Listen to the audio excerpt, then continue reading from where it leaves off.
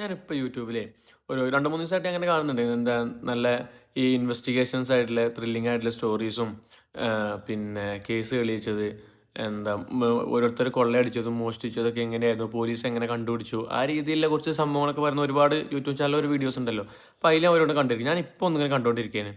അപ്പോൾ ഞാനിതിങ്ങനെ കണ്ടുകൊണ്ടിരിക്കുന്ന സമയത്ത് ഒരു 4-5 മിനിറ്റ് ആയപ്പോൾ പെട്ടെന്ന് ഒരു ആഡ് വന്നിട്ട് എന്ത് ചെയ്തു, ആഹ് അത് ബ്രേക്ക് ചെയ്തു. ആ വന്ന ആഡ് ഏതാറിയോ? ആസ്ട്രോടോക്കിൻ്റെ ആഡാണ്. ആ ആസ്ട്രോടോക്കിൻ്റെ ആഡ് നിങ്ങൾക്ക് എല്ലാവർക്കും അറിയാം.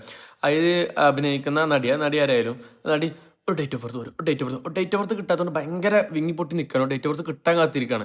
അപ്പോൾ ഞാൻ ആലോചിച്ചപ്പോൾ നമ്മൾ ഈ നാട്ടിലൊക്കെ എന്തെങ്കിലും ക്രൈമും കാര്യങ്ങളൊക്കെ ഉണ്ടായി കഴിഞ്ഞാൽ പോലീസുകാർ പെട്ടെന്നൊക്കെ ഒരു പ്രതിയെ പിടിക്കാറുണ്ട്.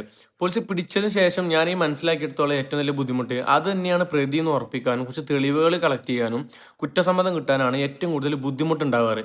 അപ്പോൾ ഞാൻ അങ്ങനെ ആലോചിക്കണേ, അപ്പോൾ ഇതിന് തമ്മിലൊരു കണക്ഷൻ വന്നില്ല. അതായത് എങ്ങനെയെങ്കിലും ഒരു സംശയാസ്പദമായ രീതിയിൽ പോലീസ് ഒരു പ്രതിയെ പിടിക്കുക, പിടിച്ചിട്ട് എന്ത് ചെയ്യുക, ആളെ ഡേറ്റ് ഓഫ് ബർത്ത് ചോദിക്കുക, എന്നിട്ട് ആസ്ട്രോഡോക്കിന് അയച്ചു കൊടുക്കുക. അപ്പോൾ അവരെന്ത് ചെയ്യും, അവർ പാസ്റ്റൊക്കെ പറഞ്ഞു തരും. ആ പാസ്റ്റിൽ ഉണ്ടാവുമല്ലോ ഇയാൾ ഈ ക്രൈം ചെയ്തു അല്ലേന്ന്. അങ്ങനെ കേസ് തെളിയിച്ചാൽ പോരെ. ഏഹ്